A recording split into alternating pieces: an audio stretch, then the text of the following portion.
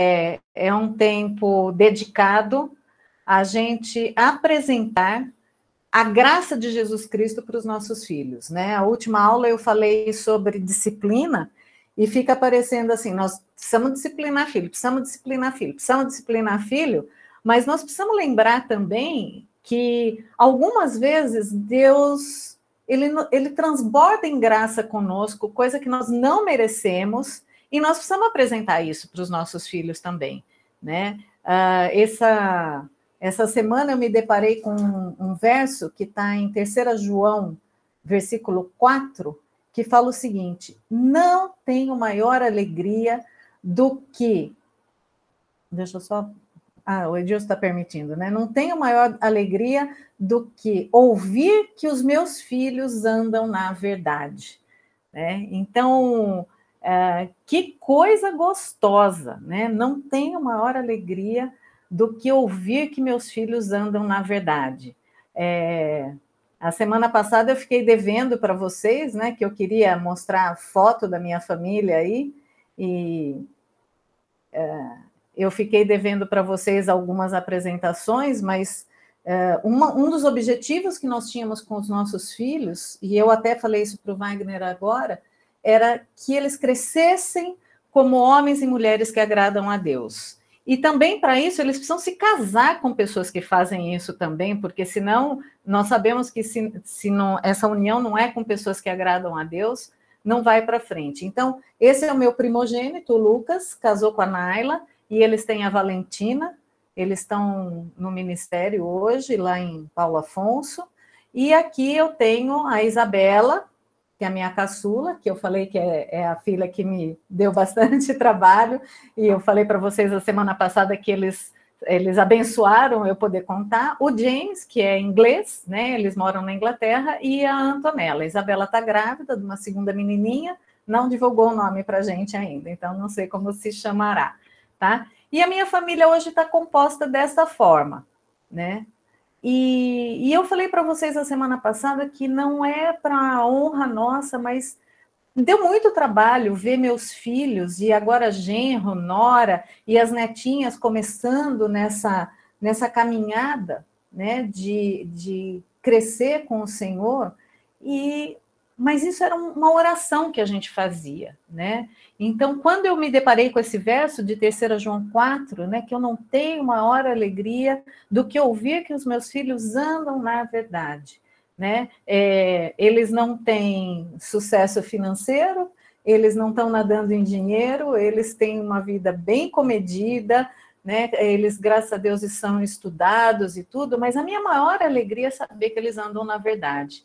E para que os nossos filhos andem na verdade, nós precisamos apresentar essa verdade para os nossos filhos, né? E para apresentar essa verdade para os nossos filhos, ela tem que ser apresentada através do Evangelho, né? E como que eu faço isso? Só que antes eu queria orar, porque o nosso mundo hoje ele está muito voltado a fazer com que as crianças fiquem adultas antes da hora, né? Então, as roupas das nossas crianças são adultas, a forma como eles já lidam com o celular, eu vejo as minhas netinhas tão pequenininhas, elas sabem pausar vídeo, elas sabem mandar, e eu fico desesperada, 1 ano e 7 meses, né?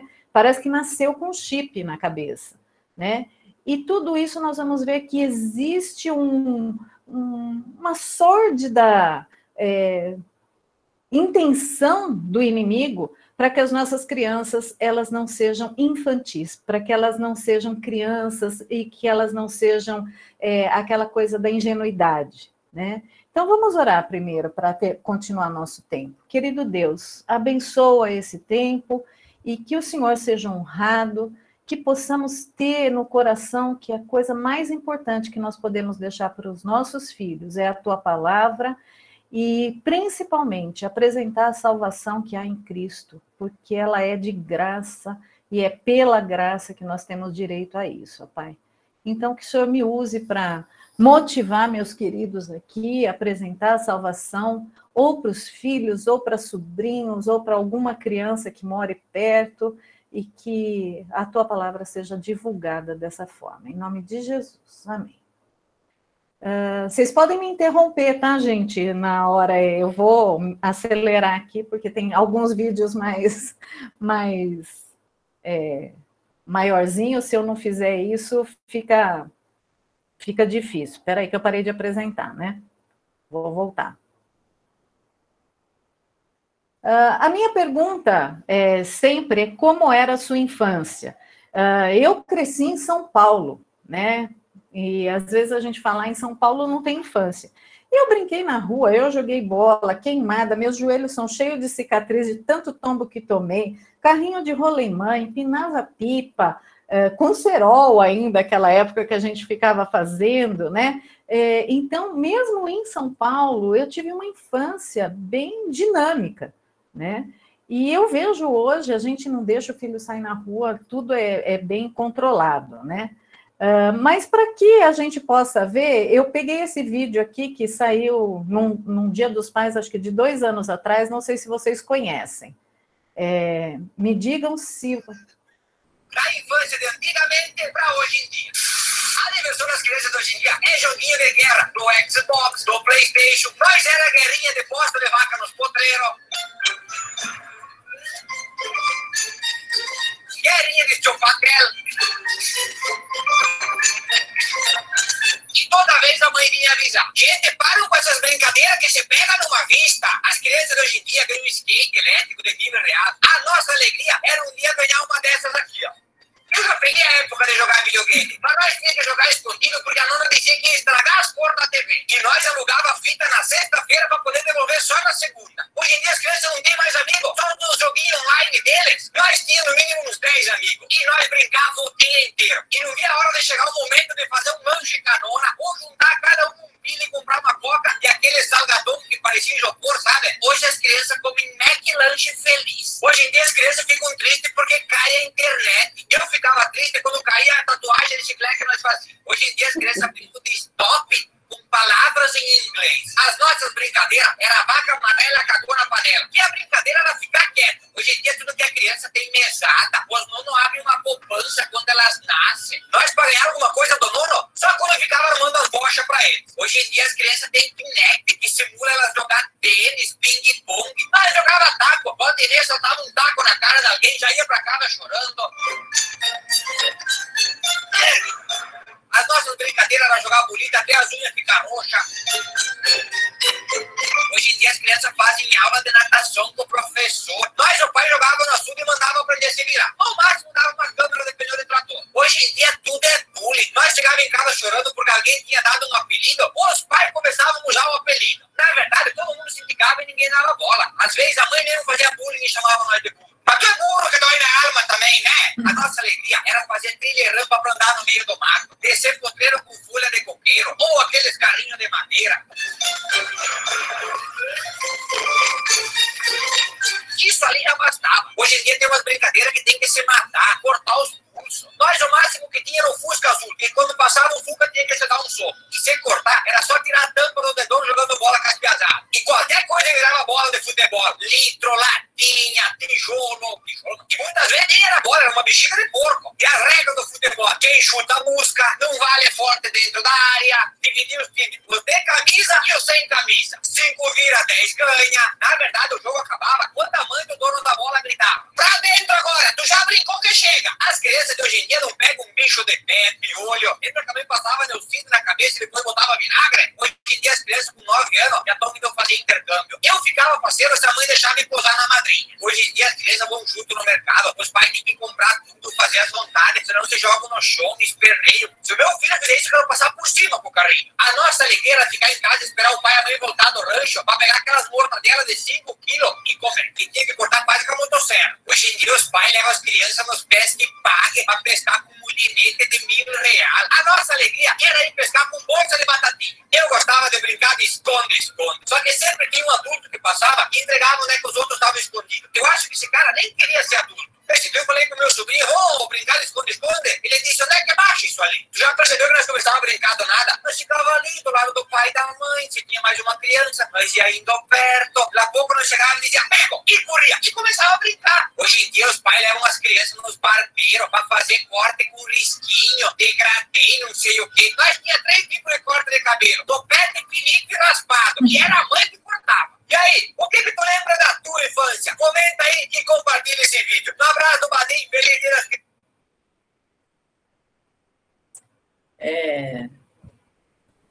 Deu para ouvir? Deu sim, deu para lembrar muita coisa da infância. Eu costumo dizer que hoje em dia as crianças elas estão tendo que reaprender a brincar, né? Então, se a gente pensar, parece que agora essa pandemia fez com que eu vi um monte de postagem de gente brincando de amarelinha com o filho, fazendo aviãozinho de papel, coisas, porque teve que tirar da cartola atividades para as crianças, né? Mas é interessante esse vídeo, embora o rapaz seja muito engraçado e tudo mais, eu vou falar para vocês, é um vídeo triste. É um vídeo muito triste, porque ele demonstra que a infância ela está perdendo a sua essência, que é aquela coisa da simplicidade, de ser tão gostoso, né? Tão limpo da cabeça da criança, não ter a preocupação com finanças, tinha assuntos que a gente não fazia parte, né? Então, e hoje em dia não é assim, nós sabemos disso, né? Eu quero apresentar um pouquinho para vocês o que acontece hoje em dia com as crianças, né? As características atuais das crianças. Hoje em dia, toda criança é rotulada como hiperativa. Ela fica com os pés balançando na cadeira, ela não consegue parar. Não, é criança hiperativa, ela precisa tomar remédio, ela precisa fazer terapia, ela precisa, né? E muitas vezes a criança só está cheia de energia, né? E ela não gastou essa energia como nosso amigo aí falou que a gente gastava antigamente. Por conta desse acúmulo de energia que a criança está no corpo dela, porque é característico da criança ela ter muita energia, se ela não descontrai, e ela não brinca, e ela não queima essa energia, ela acaba ficando agressiva. E ela fica agressiva por alguns motivos. Primeiro, por conta de, muitas vezes, jogos, né, que estimulam isso, desenhos que estimulam a agressividade, né? Então, nós vemos as crianças hiperativas e agressivas. A gente vê muita criança doente hoje em dia, doente das emoções também. Nós vemos crianças depressivas, crianças que têm colesterol alto, né, coisas que você não via antigamente, justamente pela forma como a sociedade tem ficado, né, o fato das crianças não serem mais crianças, né. Como eu falei, crianças com depressão, e em especial as crianças que sentem extrema ansiedade. Meu pai, será que vai vir me buscar na escola ou não? Nossa, semana passada não veio, mandou alguém. Eu lembro que quando eu estava na organização, muitas vezes do programa de férias, eu cheguei a ficar com criança até 7 horas da noite, porque o pai e a mãe não vinham buscar, e eram crianças que nem sabiam, os pais não sabiam quem éramos nós, né? Era convidado de um outro, que era convidado de um outro, né? Eu trabalhei com uma criança uma vez que eu nunca conheci o pai e a mãe, era só o motorista que vinha trazer e vinha buscar. Isso tudo causa uma ansiedade extrema e uma depressão na criança. Criança com problema de sono. A criança come tão errado hoje em dia e gasta tão pouca energia que ela não dorme, né? E depois, aí apareceram, né, as profissões atuais, né, que é a terapeuta do sono e etc., né? Por quê? Porque as crianças não dormem mais, né? Antigamente as crianças dormiam acabada de cansada, porque tinha brincado o dia inteiro, corrido, subido de bicicleta, descido e aquela coisa toda. E hoje não é assim, né? Hoje as crianças comem muito alimento energético, então elas viram uma bomba de energia, gastam pouca energia, e aí a mãe e o pai querem que elas durmam, e isso não consegue acontecer, né? Crianças debaixo de pressão escolar. Nós pagamos caro as escolas, nós queremos resultado dos nossos filhos e nós acabamos pressionando, né? Porque quem quer que o filho repita de ano, né, uma escola R$2.000, R$1.800 por mês, né, eu quero que meu filho passe de ano. E a própria escola quer o sucesso da criança no vestibular e etc., porque ela ganha uma certa visão na sociedade, porque ela é uma boa escola, né. Por um outro lado também, nós vemos as crianças sobrecarregadas de atividades. Muitas vezes não são as atividades físicas que gastariam energia, que fariam ela sonhar, né, que fantasiar, mas são atividades que o pai e a mãe precisam que ela tenha para que ele possa sair trabalhar, muitas vezes. Então, depois da escola ele vai para o violino, depois do violino para a natação, depois da natação ele vai para a psicóloga, depois para ajudar a fazer a lição de casa, porque o pai e a mãe não têm tempo, depois disso ele vai, e assim vai. Né? Então, eles ficam sobrecarregados de atividade, e muitas vezes essas crianças, por mais que tenham uma boa escola, elas são analfabetas funcionais. Elas leem e elas não conseguem compreender aquilo que elas estão lendo, né? Porque é tanta informação ao mesmo tempo, né? Crianças com falta de interesse e concentração. É muito difícil hoje em dia você captar a atenção da criança, né? A criança hoje em dia, ela dura 3 minutos, precisa mudar de atividade, né? Isso é uma coisa inconcebível. Na minha época, por exemplo, você ficava horas desenhando, pintando. Hoje em dia não tem isso, a criança risca, dá 2 risquinhos com giz de cera azul, quer o outro desenho, já viu um vídeo que está passando lá, e ela consegue fazer 1000 coisas ao mesmo tempo, e ao mesmo tempo não faz nada, né, porque ela acaba ficando com falta de interesse e concentração. Não tem o que você faça que capte a atenção dessa criança. Sem contar as crianças abusadas sexualmente, né? Muitas vezes nós não queremos falar desse assunto, esse assunto é triste, ele é cruel, mas cada vez mais as crianças são abusadas sexualmente.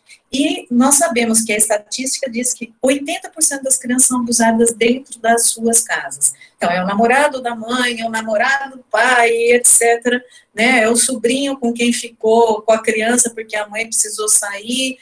Então, é uma tristeza ver as crianças sexualmente já expostas a isso, né? Crianças envolvidas com tráfico de droga, né? Pode não ser a nossa realidade, mas isso é muito notório, a gente sabe disso. Os traficantes, eles usam as crianças por conta das crianças não terem pena, né? Então, eles envolvem as crianças com isso. E as crianças invisíveis, que são aquelas que a sociedade não quer muito falar delas, que são os filhos dos presidiários, as crianças que já nascem com AIDS e outras doenças, né? E por conta de todas essas características, meus queridos, a infância está indo embora, né? E isso é uma forma muito astuta do inimigo, né? Porque se nós pensarmos o que Jesus fala, né? Deixai vir a mim as crianças, né? Eu espero que nenhum desses se percam, né? Então, em Mateus, acho que eu estou com o texto aqui, né? Mateus 18, 14, né? Ele diz lá, eu vou abrir aqui. Mateus 18, 14, diz o seguinte. 18, 14 fala, do mesmo modo, não é a vontade do vosso Pai que está no céu que um só desses pequenos se perca. Né? E um outro texto ainda, Mateus 19, logo depois fala que trouxeram algumas crianças para que Jesus impusesse a mão, mas os discípulos a repreenderam. Jesus, porém, disse, deixai vir a mim as crianças, e não as impeçais. Jesus tinha a noção de que as crianças tinham um valor, né? Então, Jesus, é interessante, nós não vamos ter tempo de detalhar, mas no capítulo 19 de Mateus, tem um grupo, na maior discussão sobre o divórcio, deve casar, não deve, quando casa, quando divorcia, e aquela discussão acalorada de homens e de pessoas que estavam ali inquirindo Jesus, e aí no meio dessa discussão de adultos, chega a gente trazendo criança para que Jesus lhe impusesse as mãos. E os discípulos começam a afastar as crianças. Quantas vezes, meus queridos, as igrejas por aí afora, elas não acham que a criança é um ser de segunda importância.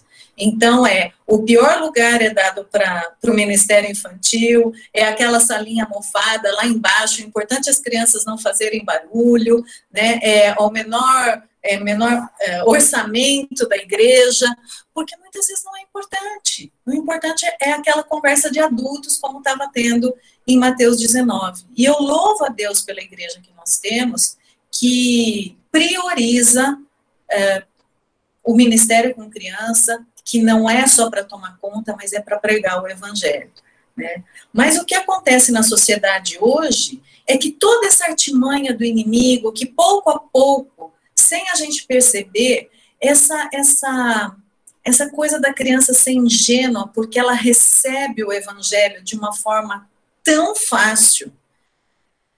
O inimigo não quer que a criança fique nessa inocência, nessa credulidade, né? A criança, ela tem uma coisa que ela é ensinável, né? Ela não tem aquele coração duro ainda, ela está pronta para ser ensinada, né? E fazendo com que a criança, ela perca a infância, o inimigo tem muito a ganhar, né? Então, é urgente ganharmos as crianças para Cristo. Né? E a destruição da infância, ela tem o motivo de dificultar o evangelho, né? Mas o fato é que as crianças são importantes para Jesus, né? A gente viu isso nessas duas passagens. Eu vou colocar esse outro vídeo, vocês me digam se ele está audível. Nós encontramos cantando e dançando e conversando. Os encontramos machucando, brigando, chorando. Os encontramos em casa, em escolas, em shopping center, nas praças. Sua juventude, sua responsabilidade. O chamado do mundo continua a enfraquecer em nós a influência da nossa família e da igreja. Está ficando cada vez mais difícil para nós ouvir a mensagem do amor de Deus. Esse é o tempo certo para uma grande ênfase em crianças, em jovens do mundo. Nós precisamos de uma igreja. Quem vai ministrar para nós? Quem vai nos incluir na família da igreja? Nós queremos e precisamos de oportunidade que podem ser através de uma variedade de métodos compatíveis com nossas idades. Também temos dons e habilidades espirituais. Nós podemos orar pelo próximo, podemos ministrar adoração. Queremos aprender a fazer a nossa parte. Podemos até ajudar a tomar decisões. Por favor, não nos subestime. Nós somos a igreja de hoje e a igreja do futuro também. E você está correndo risco de nos perder. Você está nos perdendo. Você vai fazer o que for preciso para chegar até nós? Vai nos ensinar a viver? Nós estamos no seu alcance.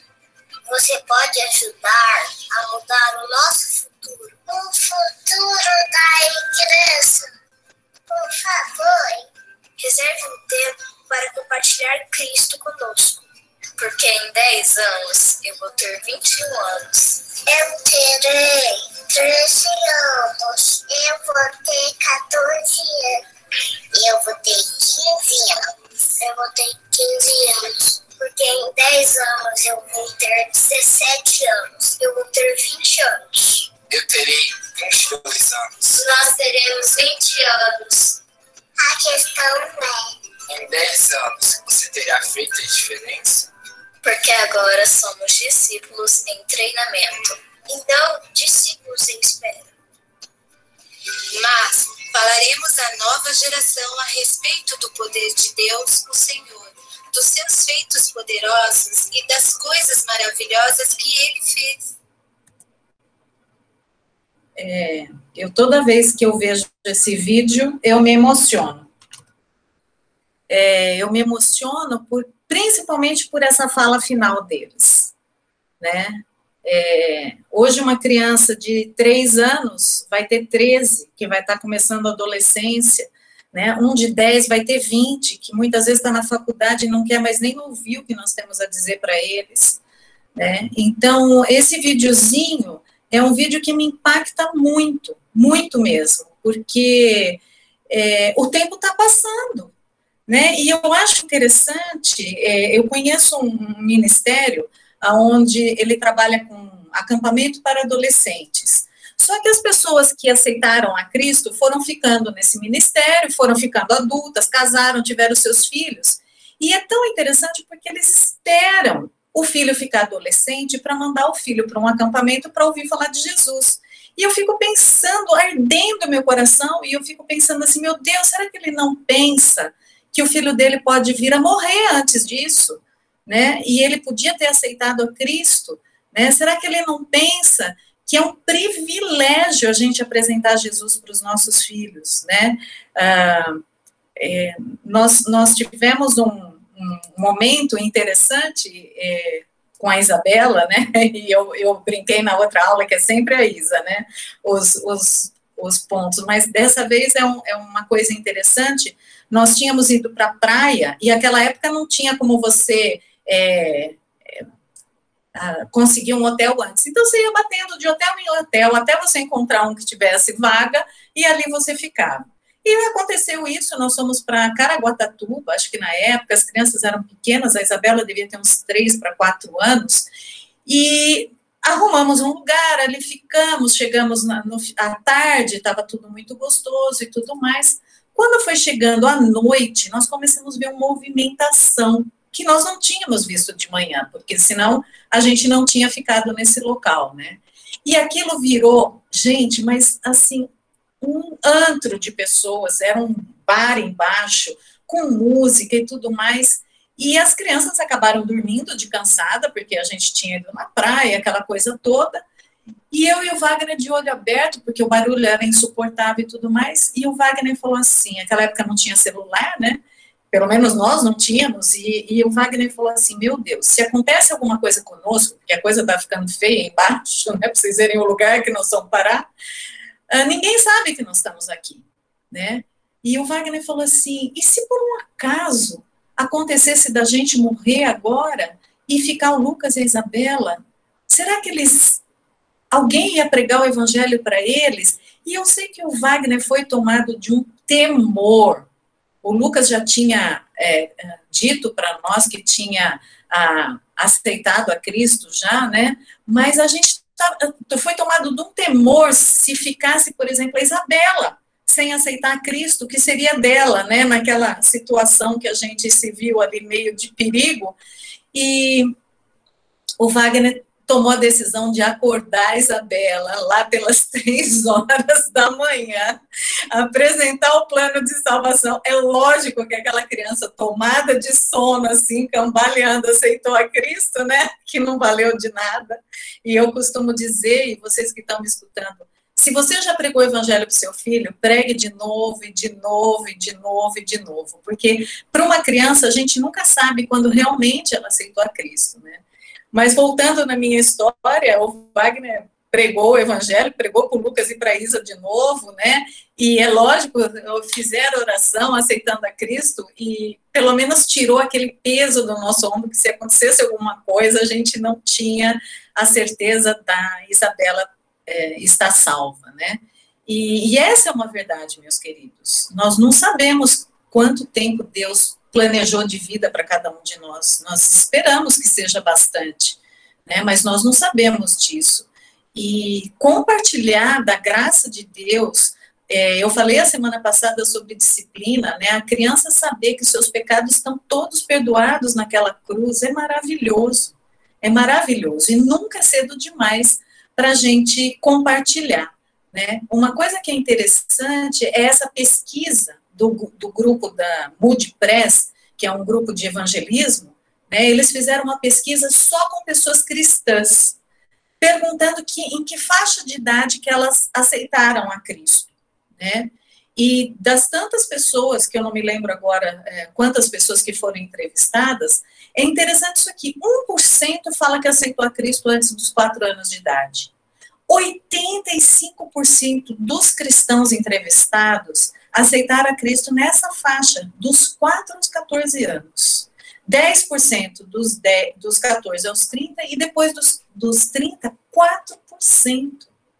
E é tão interessante que eu falo, as igrejas, elas gastam tanto tempo com ações para os adultos e muitas vezes esquece das ações para as crianças, né? Confiando que cada pai está apresentando a salvação para o seu filho também, né? Então, e muitas vezes a gente não está apresentando a salvação para os nossos filhos porque nós não sabemos como fazer isso, né? Então, eu estou aqui para ajudá-los de alguma forma bem prática. Como é que eu apresento, então, o plano de salvação para uma criança, né? E é tão interessante que quando eu treino pessoas para falar sobre a salvação em Cristo para as crianças, os adultos que eu treino, eles falam assim, depois que eu aprendi a falar para a criança, eu tenho muito mais liberdade de pregar o evangelho para o adulto, porque eu sei um roteirinho de sequência para que isso aconteça, né? Em falar em roteiro, eu vou deixar um roteiro mesmo, passo a passo, quase que com falas para que você decore, de como pregar a salvação para as crianças. E eu vou dar alguns poucos exemplos, eu tenho muitos exemplos de até experiências que você faz para demonstrar o plano de salvação, né, para que seja visual para a criança. Eu vou só colocar alguns, porque senão nós não teríamos tempo para tantas explicações, né? Esse Moody, que foi o que originou esse ministério, ele dizia o seguinte: eu creio que se as crianças têm idade suficiente para vir à escola dominical, elas têm idade suficiente para vir ao Calvário. Vamos abrir as nossas mentes e que Deus nos ajude a ganhar as crianças para Cristo. Nunca é cedo demais para apresentar o plano de salvação. Eu tenho um roteiro básico desses 4 passos que a gente costuma apresentar o plano de salvação. Primeiro eu tenho que falar desse Deus amoroso, aquele que criou todas as coisas e que tem um amor incondicional por cada ser humano e deseja que esse ser humano se arrependa dos seus pecados, né? Então a gente apresenta esse Deus maravilhoso. Depois no meu roteiro eu vou deixar tudo descrito para vocês. A segunda coisa é que eu apresento para as crianças que ela é pecadora. Meus queridos, vocês não fazem ideia de quantas crianças não sabem que são pecadoras. Crianças, inclusive, de lares cristãos, né? Porque hoje nós estamos tão psicologizados que tudo é doença e que a gente esquece que nosso filho é pecador, né? E que nós já nascemos com o pecado, né? Então, quando você pergunta para a criança, muitas vezes, se ela é pecadora, ela fala que não, né? E aí, quando você faz uma simples pergunta assim, você já desobedeceu seu pai e sua mãe? Aí ela fala, já. Você já mentiu? Ela fala, já. Ela não sabe que essas coisas são pecado, né? E aí, quando a gente apresenta para ela, isso chama-se pecado, ela aceita. Numa boa. A gente não tem coragem de contar para os nossos filhos que eles são pecadores, mas quando a gente conta, apresentando o plano de salvação, eles aceitam. E é por isso que é tão bonito a criança ter infância, né? E não ser adulta antes da hora. Porque ela tem essa naturalidade de aceitar as coisas e de ser ensinada. E aí nós apresentamos para ela que o fato de eu ser pecador, esse Deus maravilhoso e criador, ele não pode se relacionar comigo, porque ele é tão santo e puro, e eu sou tão pecadora que não dá. Mas eu quero muito ficar perto de Deus, e quem não quer ficar perto de Deus, né? Então a gente fala que essa separação chama morte, né? E aí a gente fala que a criança, nós ficamos separados de Deus, depois já que a gente é um ser pecador. Mas que a gente não pode desanimar, porque Deus é tão bondoso que ele resolveu resolver o problema do pecado para que a gente ficasse junto de Deus de novo, né? E aí a gente fala sobre a morte de Jesus na cruz, né? Que quando alguém faz algo errado, tem que pagar, né? E Jesus resolveu pagar por nós. E depois a gente fala de como aceitar essa maravilhosa graça de Jesus, que é nos dar a salvação naquela cruz, né? Então, esse é o resumo do roteiro que eu vou deixar para vocês por escrito, bem detalhadozinho, tá? Como é que eu falo desse Deus Criador, como é que eu falo para a criança que ela é pecadora e dessa separação que existe de Deus e o homem por causa do pecado, como que eu falo dessa obra maravilhosa de Jesus na cruz, e como que eu falo para a criança que ela precisa aceitar essa obra para ela poder se religar a Deus, tá bom? Dúvidas até aí? Porque eu vou dar meu primeiro exemplo. Não, tudo certo. Não? Eu não estou ouvindo ninguém, estou achando que não tem dúvida. Então, vamos lá. Essas aqui são algumas figuras que nós podemos falar para a criança. Que Deus, ele é puro, santo, ele nos criou para ficar muito perto dele, mas que eu não estou perto dele, eu estou distante. Então, essa figura mostra como se essa luz do lado de cá fosse Deus e do lado de cá o homem, e existe um abismo entre nós, por conta do pecado, né? E aí, eu falo sobre a obra de Cristo, como está no meu roteirinho, mas Jesus veio e ele pagou o preço por isso, ele morreu na cruz, né? Então tem toda uma forma de você contar para que a criança não fique desesperada com medo, né? Mas mostrando que isso é uma declaração de amor de Jesus por nós e que essa cruz ela nos religa com Deus. Então ela faz com que aquilo que a gente chama de morte eterna, que é uma separação, essa cruz nos religa. Então essa é uma forma visível da gente contar. Tá? Outra forma visível é esse outro videozinho aqui que eu posso depois disponibilizar para vocês. Me digam se estão ouvindo.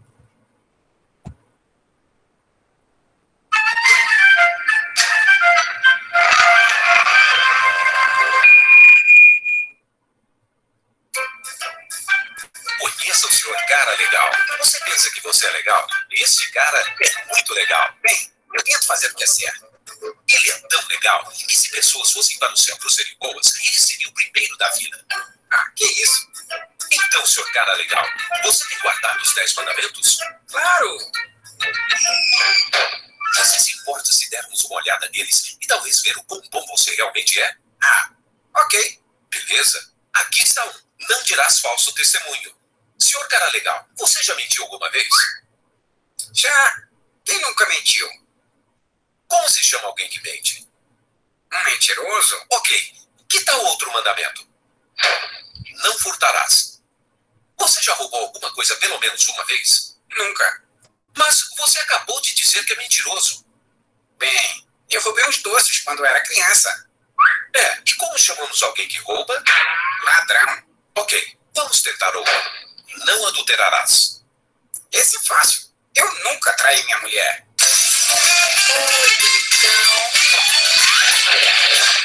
Uau, que gata! Jesus disse, se você olhar para uma mulher com desejo, você já cometeu adultério com ela em seu coração. Certo. Mais um. Não tomarás o nome do Senhor teu Deus em vão.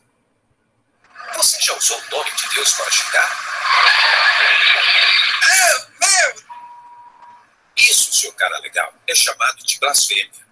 Deus te deu vida, o ar e tudo que você tem. E você joga o nome dele na lama. Então, você acabou de admitir que você é um mentiroso, um ladrão, um blasfemador e um adúltero no coração. E isso por apenas 4 dos 10 mandamentos. Tudo bem, eu não sou perfeito. Na verdade, é muito pior do que isso. Imagine que colocássemos um chip no seu cérebro para gravar todos os seus pensamentos por uma semana. E então, mostrar todos os seus pensamentos em uma tela de cinema para todos os seus amigos e familiares verem. Isso seria vergonhoso. Eu sei. A Bíblia diz que Deus conhece tudo, até mesmo os pensamentos secretos do seu coração. Bem, comparado com algumas pessoas, eu sou um santo. Sim, é verdade, mas o padrão é a lei de Deus, não outras pessoas. Além disso, mesmo que você pecasse só 5 vezes por dia, Em um ano, você viu 1.825 pecados. Se você viver até os 70 anos, você terá quebrado a lei de Deus 127 mil vezes.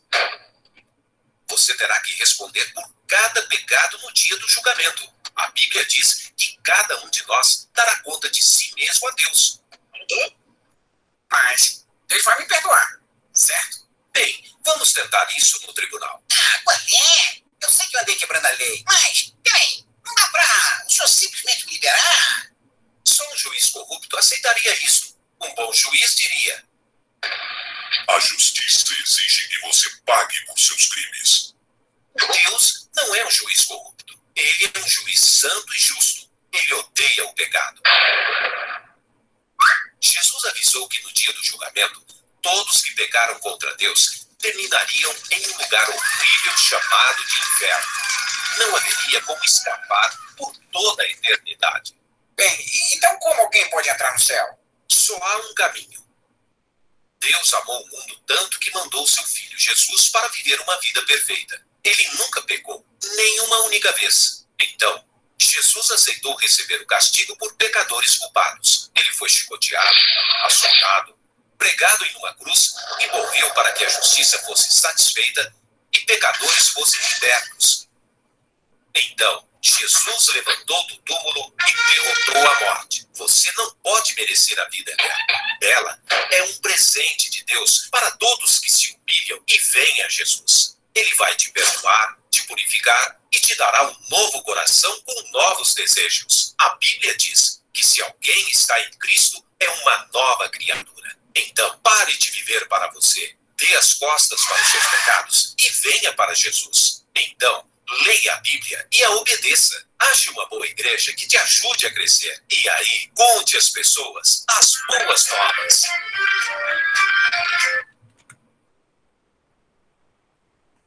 Bom, esse é mais uma forma que a gente pode usar para poder falar do plano de salvação. É lógico que para crianças um pouquinho mais velhas, né? Porque vocês viram que tem outras palavras, uma dinâmica diferente ali, né? Então, já passei duas formas, aqueles slidezinhos, esse videozinho que também as crianças podem assistir, tá? Lembrando que eu falei a semana passada, precisamos lembrar que esses 3 versos falam, as crianças são pecadoras, elas necessitam da graça de Jesus, assim como nós tivemos que precisar disso, né? Salmo 51:5 fala que sou pecador desde que nasci, ou seja, nós não podemos achar que é cedo demais para falar do plano de salvação para a criança, porque ela já nasceu pecadora, né? A insensatez está ligada ao coração da criança, né? Então a criança ela é insensata, né? E hoje em dia a sociedade não fala isso, né? Nós não podemos dizer que a criança é pecadora, né? Gênesis 8:21 fala, pois o seu coração é inteiramente inclinado para o mal desde a infância, inteiramente inclinado para o mal, né? Então é interessante isso, porque quando a gente pensa, né, de aquele ser tão fofinho, tão bonitinho, é pecador, né, principalmente quando eles estão dormindo, que eles fazem aquela carinha de anjo, né, e a gente pensar nisso, né. Eu lembro uma vez, eu estava na porta do culto infantil na igreja, e chegou uma visita, era uma mãe, ela era psicóloga, e ela veio trazer o seu filho, ele devia ter uns 7 anos, mais ou menos, e ela perguntou na recepção que ela gostaria de saber o que ia ser ensinado no culto infantil. Gente, eu fiquei numa alegria, porque eu falei assim, quantos cristãos nem estão aí porque nós estamos ensinando no culto infantil, né? Confiam cegamente que nós estamos ensinando algo bom. Mas aquela visita, aquela mulher que não era cristã, ela estava interessada em saber o que a gente ia ensinar. Eu falei, olha, se você quiser vir até a minha sala, eu vou te mostrar o que eles vão aprender hoje. Ela veio até a minha sala e eu mostrei qual seria o material que a gente ia utilizar naquele dia, e ela olhou para mim e ela falou assim, vocês vão falar para o meu filho que ele é pecador? Eu falei, com certeza, nós vamos falar para o seu filho que ele é pecador.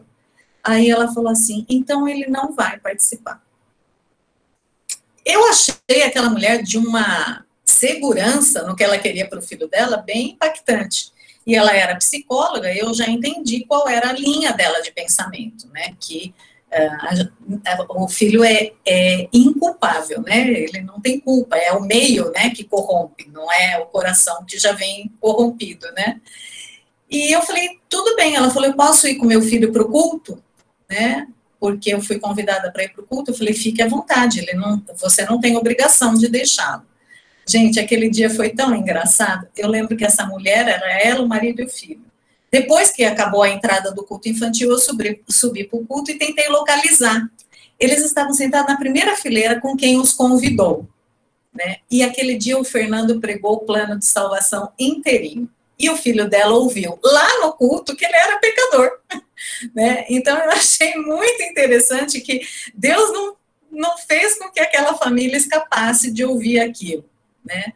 Mas hoje em dia é muito difícil você poder falar para uma criança, muitos pais não querem que os seus filhos sejam taxados como pecador. Uma vez conversando com pais da igreja, né, a mãe me mandou uma mensagem e falou assim, meu filho veio com um objeto da escola que não era dele, né, como é que eu trato isso, né, para ele não ficar envergonhado? Aí eu falei assim, primeira coisa, você precisa dar nome para o que ele fez, e o que ele fez chama roubo, porque se ele pegou um objeto que não é dele, eu sei que a mãe não falou mais comigo, né, depois disso, porque ela queria que eu desse uma solução para que o menino não ficasse traumatizado, né, mas é a realidade. Mais uma forma, então, de podermos pregar o evangelho.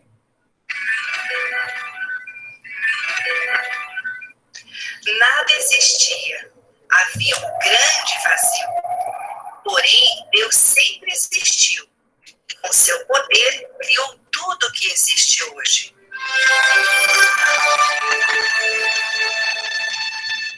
As plantas, flores, animais, encheu os mares e rios de peixes. E à sua imagem e semelhança criou o homem. E ordenou que ele tivesse sua família. Esse homem tinha um relacionamento direto com Deus, até que sua desobediência, o pecado, o separou de Deus e colocou uma barreira entre eles. Todas as tentativas humanas para voltar a se relacionar com Deus são inúteis. Você pode ir muito à igreja, isso não adianta. Você pode ter muito conhecimento e estudos, isso não vale nada. Até mesmo se esforçar com boas ações, mas isso também não é suficiente. Por isso Deus mandou Jesus, seu Filho, para nos ligar novamente a Ele. Ele veio nos salvar do pecado e nos garantir vida eterna. Quando aceitamos o que Jesus fez por nós, abrimos nosso coração para podermos estudar a palavra de Deus, aprender a conversar com Ele através da oração e termos um bom relacionamento com outras pessoas que nele confiam, mas sempre através de Jesus. Esse material que está em forma de vídeo, ele é um material que nós usamos para apresentar o plano de salvação com imã, né? Então a gente recortou essas figurinhas e foi apresentando aquele murinho, a palavra Deus, os bonequinhos que eram o homem e a mulher, né? Então tudo isso foi apresentado com imã. Né? E é muito gostoso, porque depois você pode pedir para a criança contar e ela colocar da forma como foi contado, apresentado a primeira vez para ela, né? Então, essa é uma outra forma. Então, são linguagens que a criança compreende, tá? Então, é mais uma forma aí da gente poder entender como falar de Jesus, né? Eu queria deixar esse tempinho agora para que a gente que eu pudesse responder alguma pergunta, alguma dúvida. Como eu disse para vocês, eu vou deixar esses roteiros, todos eles para vocês, para quem quiser. Então, eu pediria que você deixasse o seu número de WhatsApp no chat, que depois eu envio para vocês, né? Tanto o roteiro de escrito, eu até tentei colocar no chat, vamos ver se vai aqui.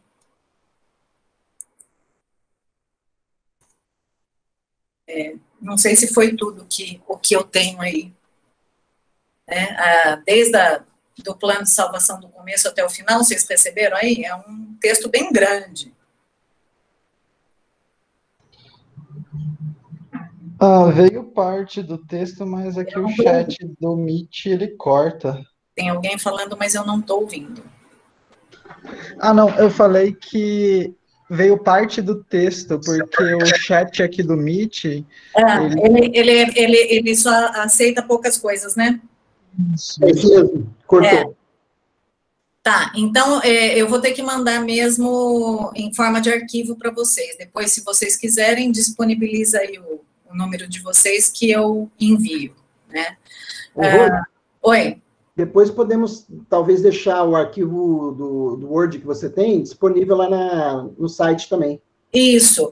E esses videozinhos também, eu não sei como fazer, mas depois eu vejo com o André como é que eu disponibilizo. Porque é uma forma, né? Quantas vezes a criança não está com o celular vendo vídeos ali tão toscos, às vezes? E por que não esse vídeo do senhor cara bonzinho aí, vídeos do plano da salvação? A criança se interessa, a criança é muito visual, então você precisa prender a atenção dela. Se você sentar ela numa cadeira e começar teologicamente a pregar o evangelho para ela, é aquilo que eu falei lá atrás, ela dispersa, ela é hiperativa, ela não tem concentração. Então a gente precisa de alguns meios lúdicos para colocar a verdade, que é o plano da salvação, né? Não deixem que outras pessoas façam isso para vocês. É um privilégio, né? Pode ser que eles não aceitem a Cristo conosco, né? Pode ser que seja num acampamento, num culto infantil, num programa de férias, mas é um privilégio a gente apresentar o Senhor Jesus e tudo que Ele fez por nós, para que nós tivéssemos um relacionamento com Deus. A minha aula passada eu falei que toda vez que a gente disciplina, nós precisamos apontar para os nossos filhos que nós estamos fazendo isso para agradar a Deus, né? Só que o que adianta eu disciplinar e falar que é para agradar a Deus e que eu estou obedecendo a Deus e por isso que eu faço a disciplina, se ele não tem um relacionamento com Deus? E se ele nem imagina que o relacionamento dele com Deus está cortado, porque ele é pecador, né? Então, nós precisamos apresentar isso para os nossos filhos, né? Para que eles, com o tempo, eles vão amadurecendo até o ponto de aceitar Cristo. Dificilmente você prega o evangelho e eles não querem aceitar Cristo. Eles querem o céu, eles querem estar perto de Deus, da pessoa que ama eles. Só que, pela falta de maturidade, nós precisamos apresentar o evangelho hoje, daqui 15 dias de novo de uma forma diferente, daqui a pouco de uma forma diferente, eles precisam ser expostos a essa verdade, né? Assim como nós, né? Eu não sei quanto tempo cada um de vocês levou para aceitar a Cristo, né? Mas muitas pessoas levam tempo até amadurecer aquilo na mente delas. E lembrar de orar por eles, porque quem convence do pecado, da justiça e do juízo é o Espírito Santo, né? Então, a palavra de Deus fala que nós temos que pregar, quer seja oportuno ou não. Não era oportuno acordar a Isabela 3 horas da manhã para pregar o evangelho para ela, né? Mas a Bíblia manda a gente pregar, quer seja oportuno ou não. Mas nós precisamos lembrar que a nossa função é pregar o evangelho, não é convencer e esgoelar nossos filhos até que eles aceitem a Cristo. Essa decisão é pessoal. Certamente, se fosse uma decisão que nós podemos tomar, por eles nós tomaríamos, né? Porque nós queremos que os nossos filhos cresçam perto de Deus, né? Eu volto a falar para vocês, esse texto que me impactou essa semana, e eu vou ler novamente para vocês, onde diz, terceira carta de João, versículo 4, fala: não tenho maior alegria do que esta, ouvir que os meus filhos andam na verdade. Hoje eu desfruto dessa alegria, mas foi, como eu falei para vocês, foi a duras penas, né? E eles desfrutam disso hoje, porque nós sabemos que se a gente não alimenta a nossa fé, amanhã pode ser que nós já não estejamos andando na verdade, né?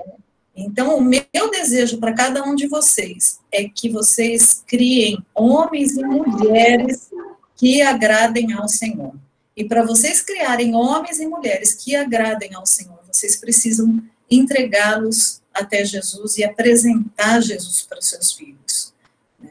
Porque Deus quer, né? Então, Deus já quer, tanto é que ele providenciou essa obra.